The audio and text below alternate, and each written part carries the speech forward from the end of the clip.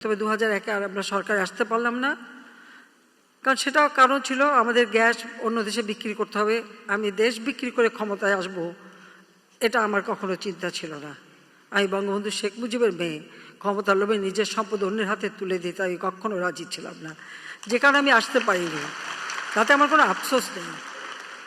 যা হোক, এরপর 8 বছর পরে আবার সরকারে আসি, যেখানে দেশকে খাদ্যের স্বয়ংসম্পূর্ণ করে রেখে গিয়েছিলাম, যেখানে মানুষের কর্মসংস্থান সৃষ্টি করেছিলাম, চিকিৎসা সেবা মানুষের দোরগোড়ায় পৌঁছে দেওয়ার জন্য কমিউনিটি ক্লিনিক করে দিয়েছিলাম, সেখানেও অনেকের কর্মসংস্থান হতো। ডিজিটাল বাংলাদেশ গড়ে তোলা, সব কম্পিউটার শিক্ষা দেওয়া, সেই ব্যবস্থা আমরা করেছিলাম। সেখান থেকে দেশ অনেক পিছিয়ে গিয়েছিল।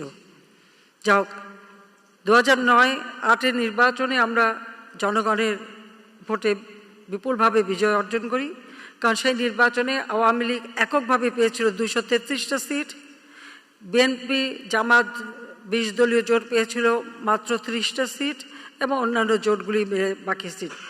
এইভাবে আমরা সরকার গঠন করার পর থেকে আবার আমরা উদ্যোগ নিই যে কীভাবে আমাদের দেশকে আরও উন্নত করা যায়, এবং আমাদের পরিকল্পনা, আমরা যখন বিরোধী দলে থাকি তখনই আমাদের কর্ম পরিকল্পনা আমরা প্রণয়ন করি, যে আমাদের অর্থনৈতিক নীতিমালা প্রণয়ন করি, এবং তা আমরা বাস্তবায়ন শুরু করি। এবং আমরা স্বল্পমেয়াদী, আশু করণীয়, স্বল্পমেয়াদী, মধ্যমেয়াদী, দীর্ঘমেয়াদী পরিকল্পনা হাতে নিয়ে সেই পরিকল্পনা বাস্তবায়ন শুরু করি।